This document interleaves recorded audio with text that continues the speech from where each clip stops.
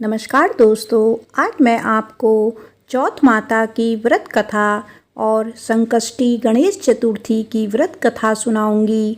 आप सभी मेरे साथ बोलिए, माता चौथ की जय, गणेश भगवान की जय। आइए सुनते हैं सबसे पहले चौथ माता की कथा। एक सेठ सेठानी थे, उनके एक बेटा और बहू थे। बहू सबको भोजन करा के फिर स्वयं भोजन करती। एक पड़ोसन ऐसी भी थी जो रोज पूछती कि बहू आज क्या बनाया खाया है। बहू कहती ठंडो बासी। एक दिन उसके पति ने ऐसा सुनकर विचार किया कि आज तो पकवान बनाए जाएं, फिर देखते हैं कि मेरी पत्नी क्या कहती है। उसने तरह तरह के पकवान बनवाए और घर के सभी लोगों के एक साथ बैठकर भोजन किया। आज भी पड़ोसन ने पूछा तो बहू ने कहा ठंडो बासी। सेठ के लड़के ने सोचा हो ना हो कोई बात अवश्य है जिससे कि मेरी पत्नी ऐसा कहती है। उसने पत्नी से पूछा तुम रोज ठंडो बासी खाया ऐसा क्यों कहती हो, जबकि हम सब ने एक साथ बैठकर कई तरह के पकवान खाए। उसकी पत्नी बोली हम जो खा रहे हैं वह बाप बूढ़ों की कमाई है। जिस दिन आप कमा कर लाओगे उस दिन मैं समझूंगी कि ताज़ा भोजन कर रहे हैं। एक दिन लड़के ने माँ से कहा मैं एक बड़े शहर में कमाई करने जा रहा हूँ। माँ बोली बेटा अपने पास इतना धन है कि खाया नहीं खुटेगा। मां के मना करने पर भी बेटे ने स्वयं कमाने का दृढ़ निश्चय कर लिया और जाते समय पत्नी से कहा मैं जब तक कमाकर बहुत सा धन लेकर ना आऊं तुम चूल्हे की आग मत बुझने देना। एक दिन चूल्हे की आग बुझ गई तो वह मन ही मन घबराने लगी, कहीं मेरे पति पर संकट तो नहीं आन पड़ा। जल्दी से पड़ोस में से आग लाकर चूल्हे में रख दूं, ऐसा विचार करके पड़ोस में गई। वहां पड़ोसन चौथ माता का व्रत पूजन कर रही थी। पड़ोसन ने कहा थोड़ी देर में आकर ले जाना। बहू ने पड़ोसन से पूछा आप यह व्रत क्यों करती हैं, इससे क्या मिलता है। पड़ोसन ने कहा चौथ माता के इस व्रत को करने से अन्य लक्ष्मी मिले और अपनी मनोकामनाएं पूरी हो। अब बहू भी चौथ माता का व्रत करने लगी। दीवार पर चौथ माता बनाई। उस दिन गुड़ घी का चूरमा बनाकर रात्रि को चंद्रमा को अर्घ्य देकर भोजन करती। ऐसा करते करते बहुत दिन हो गए। चौथ माता ने उस बहू के पति को सपना दिया कि साहूकार का बेटा तू जागे कि सोवे, तेरी पत्नी बहुत याद कर रही है। घर जाकर उसकी चिंता मिटा। तू दुकान खोलकर कुक्कू केसर का पगलिया बना के बैठा गया। आज तेरा हिसाब किताब चुकता हो जाएगा। अब तो चौथ माता ने ऐसा कहा था वैसे ही हुआ। उसने घर जाने की तैयारी की और गाड़ी भर के धन दौलत लेकर चल दिया। रास्ते में एक बहुत बड़ा सा काला नाग फन फैलाकर बैठ गया और कहने लगा आज मैं तुझे डसूंगा, छोड़ूंगा नहीं। आज तेरी आयु पूरी हो गई है। सेठ ने लड़के से कहा आज चौथ माता ने मुझे सपना दिया तो मैं पत्नी से मिलने घर जा रहा हूँ। वहाँ मेरी पत्नी बहुत चिंता कर रही है। मैं उससे मिलकर जरूर आऊँगा, तब तुम मुझे डस लेना। नाग ने कहा तुम शपथ पूर्वक कहकर जाओ तो मैं तुम्हें जाने दूंगा, परंतु लौटकर नहीं आए तो तुम्हारे घर आकर तुम्हें डस लूँगा। इस प्रकार सर्प को वचन देकर वह अपने घर पहुँचा। वहाँ सभी ने हंसी खुशी से मिला और भोजन करके उदास होकर बैठ गया। उसकी पत्नी ने उदास होने का कारण पूछा तो पत्नी ने काले नाग वाली बात बताते हुए कहा यदि मैं उसके पास नहीं जाऊंगा तो वह घर आकर ही मुझे डस लेगा।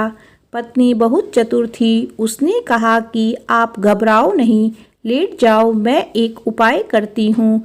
पत्नी ने कमरे की 7 बेड़ी धोई, पहली पेड़ी पर रेत, दूसरी पर इत्र, तीसरी पर गुलाब फूल, चौथी पर कुक्कू केसर, पांचवी पर लड्डू पेड़ा, छठी पर गादी गलीचा और सातवीं पेड़ी पर दूध का कटोरा भरकर रख दिया।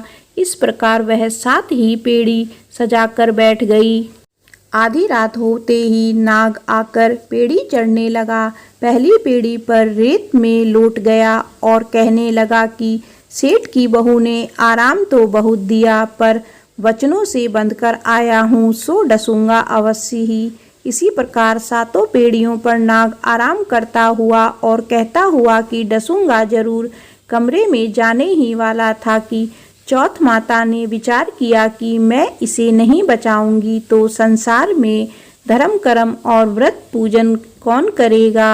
अब तो गणेश जी, चंद्रमा जी और चौथ माता ने उसे बचाने का विचार किया। चंद्रमा जी ने उजाला किया, चौथ माता ढाल बनी और गणेश जी ने तलवार लेकर नाग को मार दिया और ढाल से ढक दिया।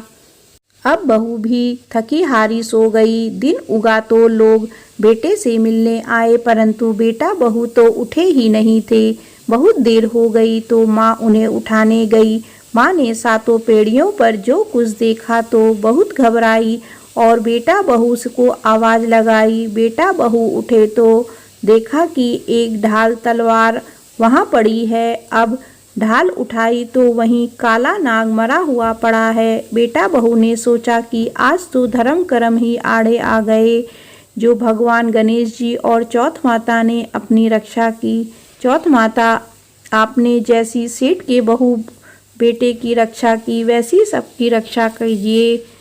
बोलो चौथ माता की जय।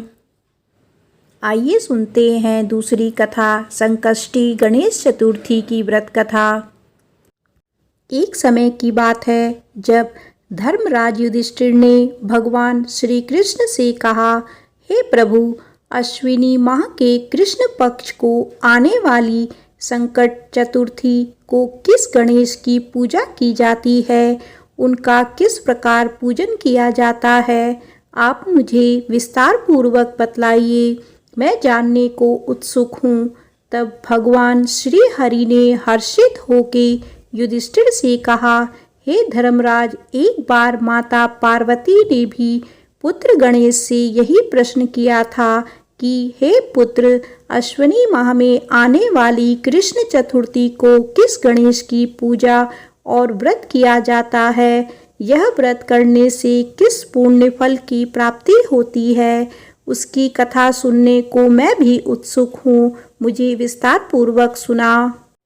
माता पार्वती के वचन सुनकर गणेश जी ने कहा, हे माता, जो मनुष्य अपने जीवन काल में सिद्धि की कामना रखता है, उसे अश्विन माह में आने वाली संकट चतुर्थी की पूजा पूर्वोक्त विधि से करनी चाहिए।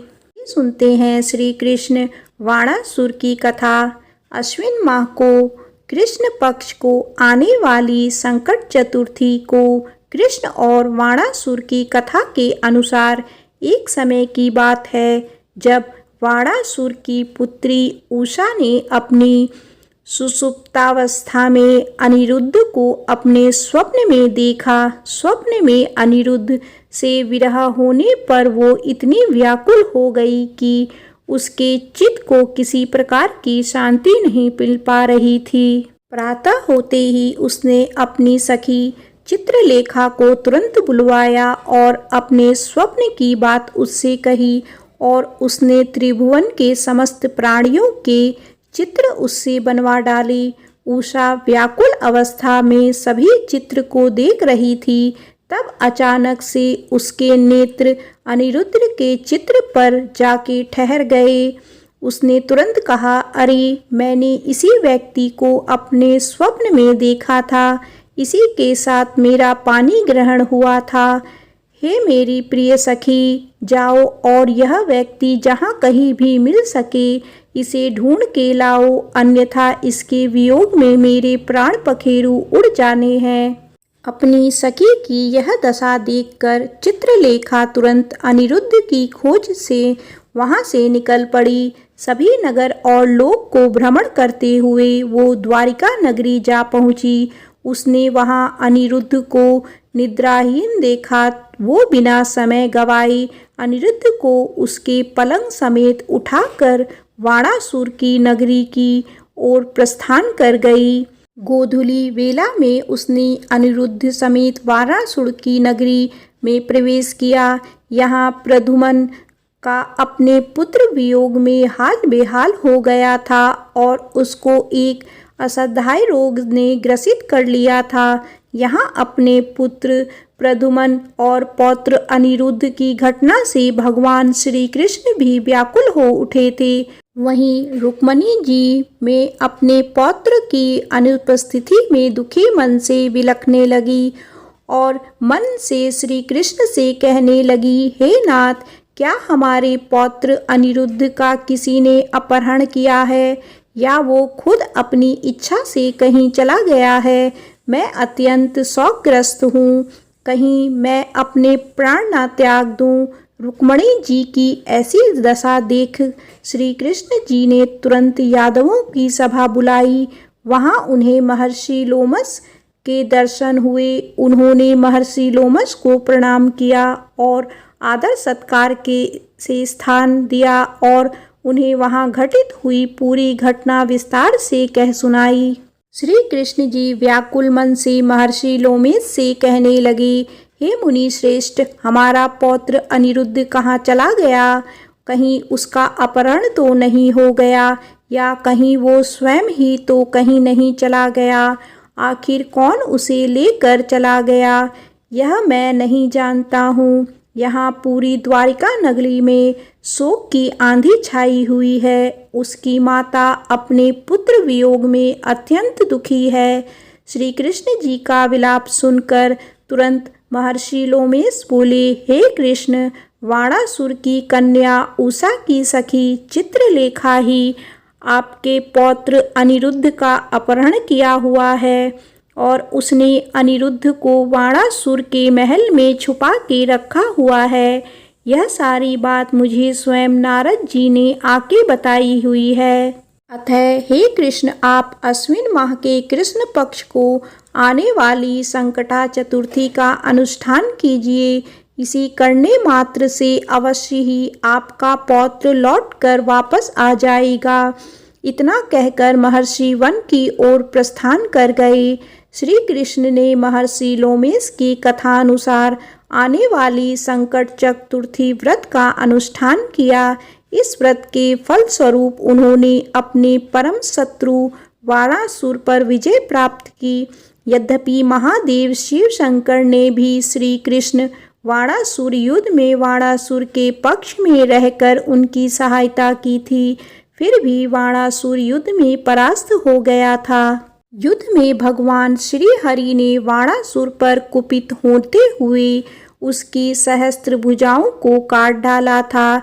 यह भगवान श्री कृष्ण द्वारा किए हुए संकटाव्रत का ही प्रभाव था।